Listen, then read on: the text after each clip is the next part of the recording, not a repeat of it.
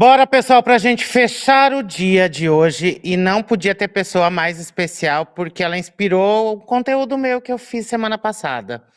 Uma das falas dela é que muitas vezes a gente é o RH bombeiro, que está toda hora apagando incêndio e correndo o tempo inteiro, sem muito pensar no que está fazendo. E outras horas a gente é um RH muito garçom, que só faz aquilo que pedem para a gente fazer, só traz aquilo que está no cardápio, também sem raciocinar muito sobre o que está fazendo. E quem é a minha convidada nesse momento é a Áurea Santos, que é a CEO e fundadora aí da Escola de RHs, uma super mentora que tem potencializado a atuação de muitas pessoas do RH. Áurea, é um prazer ter você aqui com a gente para fechar esse dia e provocar esse povo do RH a pensar um pouquinho mais. Se está sendo bombeiro, se está sendo garçom, e você me falou que tem mais dois tipos que você vai contar daqui a pouco também, né? Um prazer estar aqui com você, que alegria estar aqui no RH Talks. Era meu desejo genuíno de estar aqui, de fazer parte desse seu movimento, de trazer essas provocações, e hoje a gente vai falar, hein? 4 tipos de RH, já peguem aí papel e caneta para ver se você vai gabaritar cada um dos pontos aqui. Nosso objetivo é que você não seja nenhum desses 4 RHs, que você seja um RH estratégico, né, Léo? É que a palavrinha é bonita, né, Áurea? Todo mundo quer ser RH estratégico, toda empresa quer um RH estratégico, mas quem que está disposto a construir esse RH estratégico? Vai demandar da gente uma mudança de postura, de você entender de vendas, de marketing, de finanças, de entender de estratégia, para que realmente você seja um RH estratégico e não só vista a roupinha bonitinha, né? Porque a gente adora mudar um cargo, mudar um negócio, falar que é estratégico, mas o estratégico de verdade é aquele que mexe no ponteiro do negócio, né? Então, Sim. conta aí um pouquinho do que você viveu no seu passado, que você me contou lá nas fofocas de WhatsApp, do que é ser estratégico, de olhar para o resultado do negócio e sai da sala e desce muitas vezes no chão da fábrica com o pessoal da linha de produção para entender o que está acontecendo lá. É isso mesmo, Léo. Quando a gente faz faculdade, independente, né, se foi administração, pedagogia, psicologia, qualquer faculdade, gestão de RH, a gente aprende muito a parte técnica, né? Então, nós nos formamos excelentes técnicos. Então, a gente domina recrutamento, seleção, treinamento, desenvolvimento, pesquisa de clima, avaliação de desempenho. E isso é a espinha dorsal de um RH que ele quer ser estratégico, ele precisa entender da parte técnica de RH. Porém, para ele de verdade colocar o pé no estratégico, sabe, Léo? E o que, que é o pé no estratégico? É você participar das reuniões para o destino no negócio, para entender em relação a missão, visão, valores, para onde o negócio vai. Porque é por meio das pessoas que as empresas atingem as suas metas, superam as suas metas. Então a gente aprende muito a ser técnico, né, Léo? Mas a gente não aprende sobre o negócio. E um RH estratégico, ele conhece não só a parte técnica. Vamos pensar, faz uma letra T aí, Léo. Se a gente Uhum. pensar, né, nessa parte aqui do T, se a gente for pensar no vertical do T, eles são os conhecimentos técnicos em RH. Porém, tá faltando a parte ali, né, para fazer a letra T, falta a parte ali do horizontal, que são esses outros conhecimentos. Então você precisa conhecer sobre o seu negócio. Então vou pegar um exemplo aqui, Léo, eu trabalhei anos em indústrias farmacêuticas, né? Trabalhei em farmacêutica, trabalhei em indústria automobilística, trabalhei em indústria alimentícia. Então vou te trazer um exemplo de alimentícia. Eu sabia cubagem de caminhão. E por que que eu precisava saber disso? Porque eu na hora de participar da reunião com o time de logística, eu entendia do negócio de logística e a minha visão técnica de RH apoiava os gerentes, diretor de logística em relação às melhores decisões sobre gestão de pessoas. Eu também conhecia, né? Eu aprendi muito sobre a área comercial. Eu fazia rota, Léo, com o time de vendas. Eu participava de matinal do time de vendas. Por quê? Porque eu queria entender. Eu não queria falar só o RHZs da vida, né? Eu não queria ficar falando Uhum. só de turnover, absenteísmo. Eu queria falar a linguagem dos múltiplos negócios, porque uma empresa, né, ela é formada por múltiplos negócios. Cada departamento é um negócio, né? E aí a gente precisa aprender. Então, para ser estratégico, Léo, a gente precisa entender do negócio, um pouco de cada área. Por isso que essa visão de RH, de business partner, de parceiro do negócio, ela faz com que um profissional de RH tenha um salto quântico aí na carreira, né? Que foi o que eu fiz na minha carreira. Eu sempre tive essa visão mais abrangente, tanto de conhecimento técnico, quanto dos conhecimentos acessórios, que são os conhecimentos de negócio, entendeu? E aí me conta aquele exemplo, ó, exemplo claro da indústria que você foi lá para descobrir o que estava acontecendo com um monte de gente afastada. O pessoal que trabalha aí sabe que um dos indicadores que a gente tem que olhar é absenteísmo, porque é falta, né? Justificadas ou injustificadas. Mas aquele exemplo que você me trouxe no dia que a gente conversou me deixa muito claro o poder que a gente tem quando a gente tem que olhar dados, planilhas, tudo bem, mas muitas vezes elas não vão revelar o que a gente precisa ver. Você vai ter que dar uma voltinha com um olhar que muitas vezes a gente que não está envolvido tanto no processo consegue ter ao olhar um pouquinho de fora. E eu não estou falando que você Sim. faça todo dia, de ir para o chão de fábrica, para acompanhar o pessoal da logística, o pessoal de vendas, mas separe alguns momentos para fazer isso. Você vai se tornar Sim. alguém mais próximo e com certeza com uma visão mais ampliada que vai ganhar força com esses líderes. Mas vou deixar você contar esse exemplo que, para mim, Bom, clarifica tudo isso que a gente está falando de RH estratégico e ser próximo do negócio. perfeito, Léo. Uma coisa que você trouxe, antes de eu te dar o case, Uhum. a gente precisa ter uma agenda. A gente precisa ter uma agenda de ir até os departamentos. Áurea, mas eu tenho várias filiais na empresa que eu atendo. Ok, então você vai fazer ali a sua visita virtual. Por quê? Porque dados, o ERP que a gente tem, pode ser o melhor sistema, mas ele pode ser, em alguns casos, só a ponta do iceberg. A gente precisa entender a camada mais profunda do iceberg. E como é que a gente descobre isso? Como é que a gente entende? Porque eu tenho até aqui, Léo, ó, tem uma lupa. RH tem que ter uma postura de detetive. Eu tenho aqui no meu escritório, né, justamente para não esquecer de uma das competências de um RH. Ele tem que ser uma pessoa que tem esse poder de investigação. E quando a gente vai para as áreas, a gente enxerga, a gente entende. E teve uma vez, Léo, que eu enxerguei, né? Eu sempre tive uma parceria muito grande com a medicina do trabalho. E aí eu vi que estava com um absenteísmo gigantesco. E aí eu fui conversar com o médico, eu falei, doutor, o que está acontecendo, né? Dentro aí do que é ético, o que o senhor pode me contar relativo a esse CID, o que está acontecendo? Vamos estratificar qual que é a linha, quais são essas pessoas, tem relação com a idade, porque nós, RHs, temos que ter essa percepção investigativa. E aí, Léo, foi identificado que era uma linha específica que as pessoas estavam trazendo atestados por conta de dor nas costas, né? Problema lombar. E aí eu me reuni com o gerente da fábrica, com o líder, né, da área de saúde, meio ambiente e segurança, e fomos entender, fomos até a máquina. E eis que nós constatamos, e isso eu nunca veria numa planilha de Excel. Eu só vi porque eu estava lá. Nós identificamos que as pessoas daquela linha de produção não podiam ser tão altas. Por quê? Porque elas estavam baixando, elas estavam trabalhando assim. Léo, pensa, você trabalhar ali 8 horas, né, seguidas, assim. Uhum. E dessa forma, a gente conseguiu trazer uma solução, ou seja, realocar essas pessoas e dentro do processo seletivo, exclusivamente para essa máquina, nós colocamos como um pré-requisito a questão da altura, que não tem a ver com preconceito, tem a ver com uma melhora ali no dia a dia laboral do colaborador. Então, ser Uhum. RH estratégico, Léo, está ligado diretamente em a gente não ficar analisando dados apenas da ponta do iceberg. A gente precisa ir mais a fundo. Por que está acontecendo isso? Eu tenho que utilizar aquela técnica dos 5 porquês. Não sei se você conhece. É uma técnica dos cinco Conheço. porquês. Então, está tendo absenteísmo. Por que está tendo absenteísmo? Ah, porque estão trazendo muito atestado. Por que estão trazendo muito atestados? Até que no quinto porquê a gente chega à causa raiz, que foi que a gente chegou na causa raiz. Poxa, mas por que nessa linha? Ah, quando a gente entendeu e enxergou que a altura das pessoas era o que estava fazendo elas terem mais atestado. Então, com esse case, Léo, né, tem 2 grandes aprendizados que eu quero compartilhar aqui com o público, que é saia da sua mesa. Um RH estratégico não é o RH que fica atrás de uma mesa.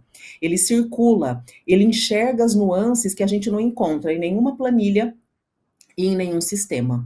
E a segunda coisa é sistematizar, é você ter uma agenda para isso.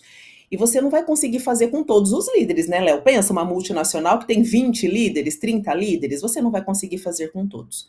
E estrategicamente eu sempre sugiro que a gente tenha uma parceria maior com a liderança core, daquelas Uhum. áreas core. Então, por exemplo, eu sou de indústria. Quais são as áreas core? Manufatura, logística, comercial e eu posso colocar meio ambiente, saúde e segurança. 4 líderes de 20 e tantos seriam esses 4 aqui que eu teria muito mais proximidade, que eu faria aqui, né? Que eu faria esse mergulho nos dados, nos fatos e também me associaria, né, Léo? Porque RH não consegue ser RH se não tiver, ó, de mãos dadas ali com a liderança. E que bom que você lembrou desse case, né? Esse case, inclusive, vai virar um post, né? É isso. E eu vou trazer um exemplo meu aqui, Áurea. Quando eu era supervisor de treinamento, eu lembro que eu ficava dentro da operação, mas eu respondia para uma área de treinamento e qualidade. A operação Uhum, tinha algumas necessidades que claramente essa área de treinamento e qualidade não estavam tão alinhadas. Quando eu falava com a minha gestora na época, ela falava: não, você não pode fazer isso porque não está no escopo da área. Aí eu voltava para hum, a operação. Eu falava: tá, eu tenho tempo, eu sei fazer e vai gerar impacto para a operação. O que que eu fazia? Eu fazia escondido, porque eu Ah, sabia que gerava quem impacto nunca? para a operação. E aí eu Uhum. lembro que quando nessa batida eu cheguei a cuidar de uma operação com mais de 600 pessoas, dando treinamento e com o gerente comprado comigo, porque sabia que aquilo que eu estava fazendo gerava impacto na operação dele. Eu era alguém próximo que sentava com os supervisores dele, no meio das equipes dele, e foi o ano que eu ganhei um prêmio de melhor multiplicador de treinamento do ano. É Mas isso. ainda desalinhado com a minha área de treinamento para a qual eu respondia, porque aquilo que eu fazia, na visão daquela área, estava fora do escopo da área. Então, será que o nosso escopo está certo muitas vezes? Será que é um escopo puramente de RH ou é um escopo de negócio? Às vezes eu estou gerando horas de pessoas treinadas e não medindo a efetividade do treinamento, quanto que aquilo melhorou em produtividade, em qualidade. E muitas vezes a gente Sim. vai ter que se questionar e questionar o objetivo da área para que a gente se realinhe. Eu acho que a gente está vivendo um momento de RH que todo mundo fala que é estratégico, quer ser estratégico, mas acho que a provocação é a gente se realinhar em torno disso para redescobrir o objetivo dessa área para a gente ir para o próximo passo, que é o business partner, que eu acredito que é um RH fora da sala, na minha visão nesse momento, que ele está lá dentro da operação, próximo do líder, próximo das pessoas. Então acredito que a gente vai ter uma evolução para a BP, porque as rotinas de RH estão cada vez mais digitais. Não sei se você concorda com esse ponto de vista. Eu concordo, concordo plenamente, Léo, e principalmente algumas atividades em RH, né, as atividades que a gente chama de transicionais, a gente consegue até que uma inteligência artificial nos apoie. Então, é o grande momento, eu falo, Léo, eu estou falando isso desde o ano passado. Esses próximos anos são os anos cruciais para que a nossa área seja cada vez mais estratégica, cada vez mais bem vista, projetos realmente aplicados de verdade, né, não para inglês ver. E dentro disso que você falou, Léo, dessa postura mais focada para o negócio, dessa postura mais de business partner, eu concordo muito com você e é uma bandeira que eu levanto, o RH, com a postura, porque você não precisa ter um cargo de BP. Você tem que ter uma postura de BP, porque aí você se desenquadra, Léo, dos modelos, né, dos tipos de RH. Posso trazer os tipos de RH aqui? Ia te Porque pedir quando a agora, porque eu gente estou curioso para saber os outros dois. então vamos, vou falar dos dois que você já sabe, que é o RH garçom, que é aquele RH que fica sempre esperando que as áreas demandem. E quando a gente assume essa postura de ficar esperando que a demanda surja, a gente sempre vai estar apagando um incêndio. Aí a gente já entra no RH bombeiro. E quando a gente tem a postura de RH garçom, eu só faço se me pedirem. E se eu tiver a postura de RH bombeiro, eu só estou lá para apagar incêndio, eu não sou chamado para a mesa de negócios. Quantos RHs, Léo, muitas vezes não são chamados para decisões estratégicas, como, por exemplo, a compra de uma fábrica, a mudança de um benefício. Pasme, tem empresas que às vezes só o diretor fala para o profissional de RH. Olha, nós vamos mudar o benefício, a gente quer mudar desse para esse. Você não foi envolvido desde o começo, você não participou do momento ali do desenvolvimento da estratégia, você só replica ou você só atende. E se você é aquele RH bombeiro que só resolve as tretas alheias, não ensina os líderes a resolverem as tretas, você acaba sendo excluído e excluída da mesa de negócios. Por quê? Porque mesa de negócio é para tomada de decisão. Se eu enxergo que eu tenho uma RH dentro da minha empresa, que ela é uma RH bombeira, que ela só apaga incêndio, eu só vou chamá-la no momento que o fogo está pegando, não é? Eu não vou chamá-la Uhum. antes para prevenção do incêndio. E se eu percebo que aquela RH é assim, eu peço, ela faz, eu só vou convidá-la, eu só vou ter uma interação quando eu tiver alguma demanda. Então é muito importante quem está nos assistindo para você enxergar como tem sido a sua postura no dia a dia.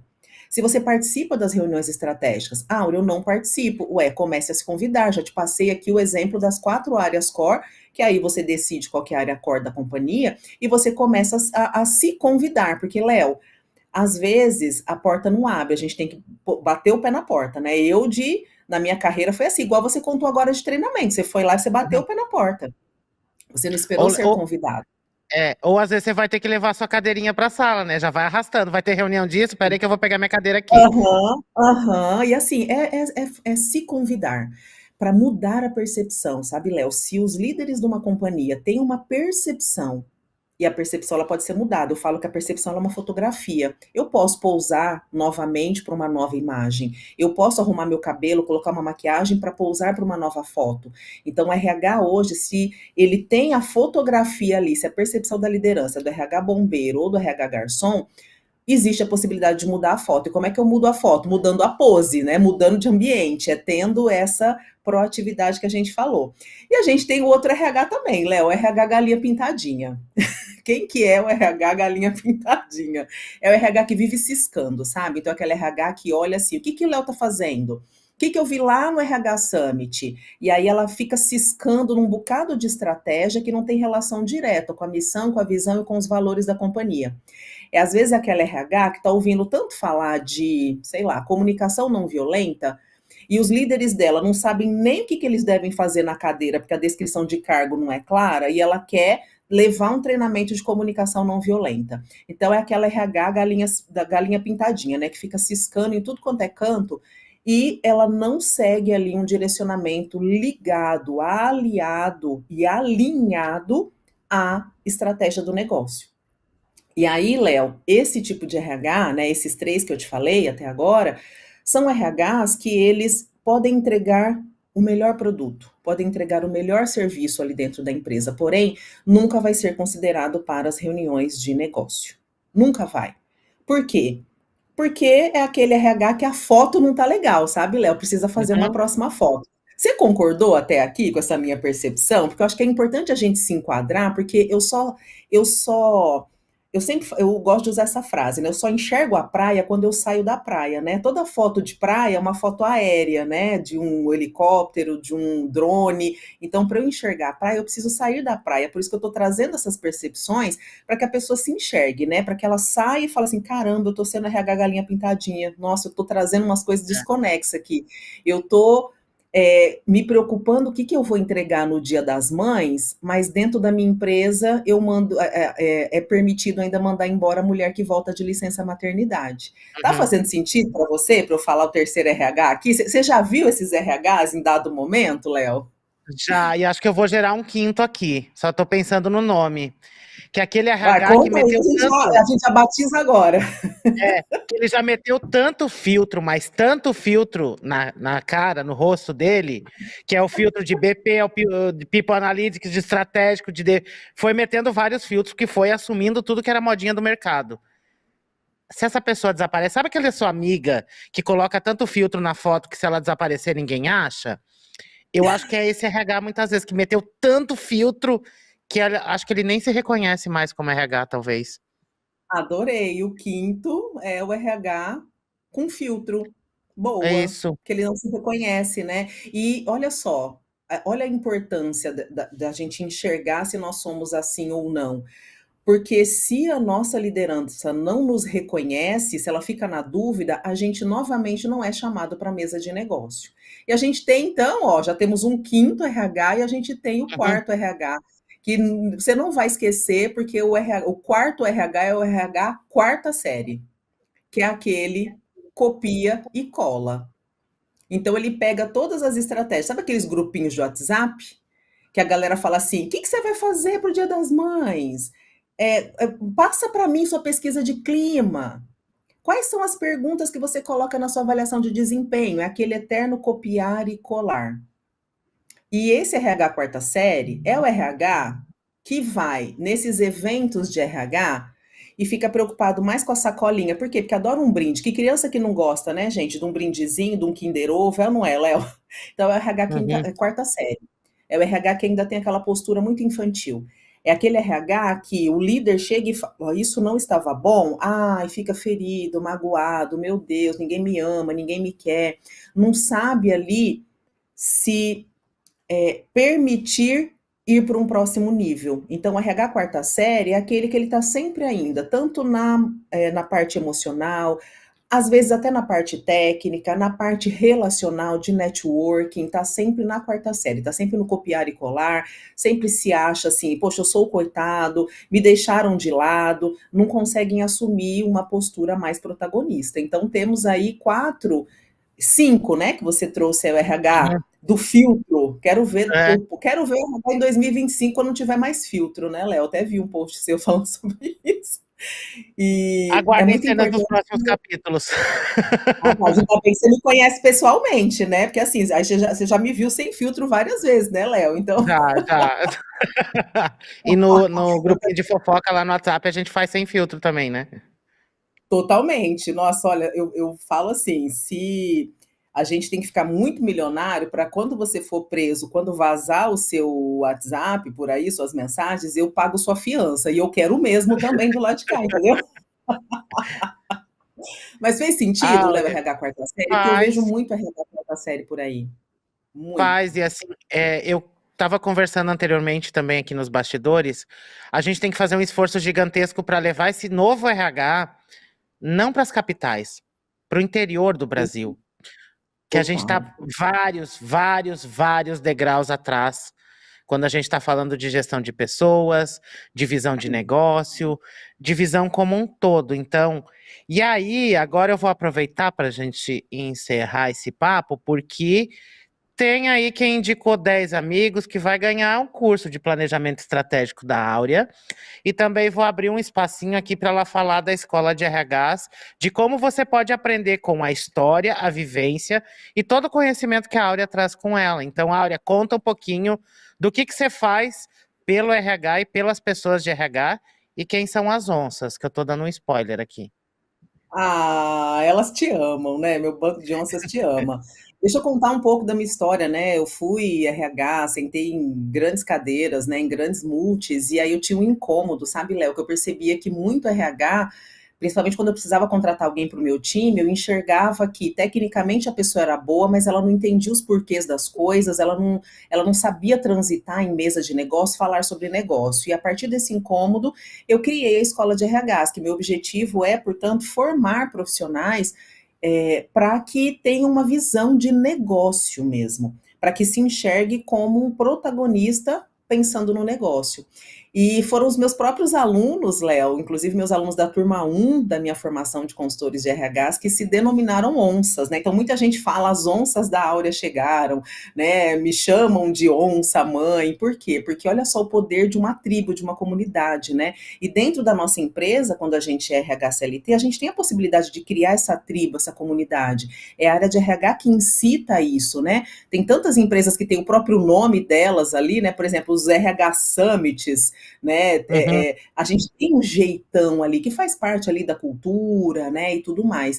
E dentro da escola de RHs, Léo, o meu objetivo é ensinar como que eu cheguei nas cadeiras que eu cheguei me desenvolvendo nessas grandes empresas, como ser um profissional que senta ali na mesa de igual para igual com CEOs, com diretores, para mostrar o quanto o RH, isso aqui eu quero encerrar, Léo, mostrando essa percepção e abrindo a visão de quem está nos assistindo. O quanto o RH ele é vital para as organizações. Por quê? Vou dar um exemplo prático. Um dono de uma padaria, por exemplo, ele abriu uma padaria, ele quer abrir a segunda padaria. De quem que ele precisa? Ele precisa de novos colaboradores para aquela outra padaria. Ele precisa fazer um copiar, colar da estrutura dessa padaria para aquela. Ele precisa de um profissional de RH para fazer o recrutamento, para treinar essas pessoas, para apoiar, né, quem vai ser o líder dessa segunda padaria. Então, eu costumo dizer, Léo, que profissionais de RH movem a economia de um país. Por quê? Porque plano de cargos e salários, é a gente que manja desse rolê.